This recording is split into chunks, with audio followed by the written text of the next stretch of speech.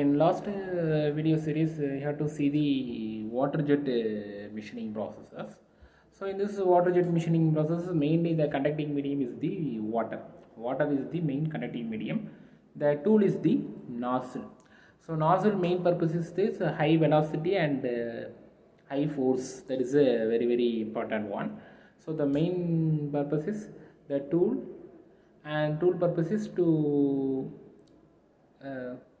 process the workpieces.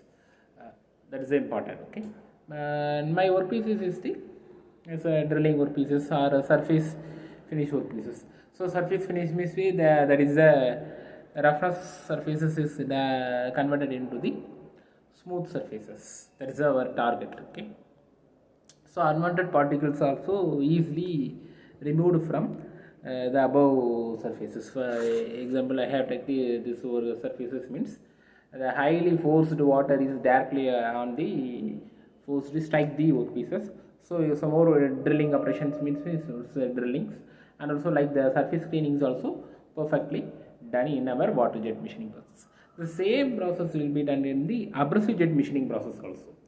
There is a slightly changes. The force difference is very important. The force difference is compared than abrasive jet machining or water jet machining. The water jet machining is low. The abrasive jet machining, the force value is the high values, because we have mixed the abrasive particles with water. So the abrasive particles is feed on the through hopper.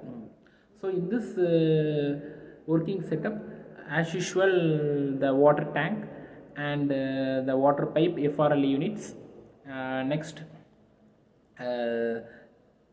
regulator systems, and then nozzles, as usual same purpose. The workpiece is hold on the surface tables, so directly the water particles is through nozzle the strike on the workpieces. So for any drilling or surface finishing process or unwanted materials removing processes, so these are the processes done in the AJM process. Additionally, one important one, the hopper is the very important one. The hopper is the important one. Through the hopper, the abrasive particles is passed on the through hopper to water pipe. So is fully mixed the abrasive particles. For example, the abrasive particle materials is the SiC. SiC means that is a silicon carbide materials. It is a grain size is the fine grain size. So the fine grain size is the highly fine grain size materials is highly strengthened material. That is a very important. Fine grain size material is highly strengthened material. So that is also important one. So the fine grain size material is directly struck on the workpieces. So the force will be higher than water jet machining process. So the force is higher than water jet machining process. That is also important one. So the abrasive particles, lot of abrasive particles is there. The selection of material is the abrasive particles is the silicon carbide material. That is SiC materials. Okay. So the SiC materials is very important. Silicon carbide material. So these particles fully mixed on the water. So the abrasive particles with water or water with abrasive particles. The water content is contains the abrasive particles. This is highly forced on the through nozzles and strike on the workpieces. The required operations will be done. So these two more processes, that is the water jet machining process and AGM process.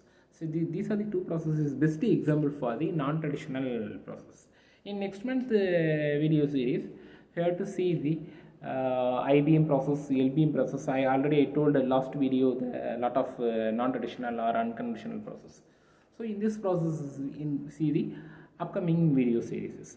So the major application is the to simply the drilling purposes or boring purposes or surface grinding processes.